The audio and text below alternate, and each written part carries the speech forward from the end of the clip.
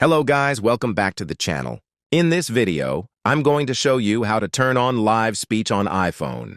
This is a very useful accessibility feature that allows your iPhone to speak out the text you type or select, which can be helpful in many situations like communication, accessibility, or hands-free use. So without wasting any time, let's get started. First, open the Settings app on your iPhone. Once you are inside Settings, scroll down a little bit and tap on Accessibility. If you don't want to scroll, you can also use the search bar at the top of Settings and type Accessibility, and it will take you directly there. Now, inside Accessibility, scroll down again until you find the option called Live Speech. Tap on it.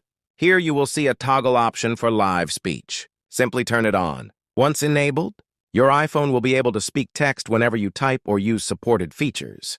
You can also explore additional settings inside live speech to customize the voice, language, and speaking speed according to your preference. After setting it up, you can use it anytime from your accessibility shortcuts for quick access. And that's it.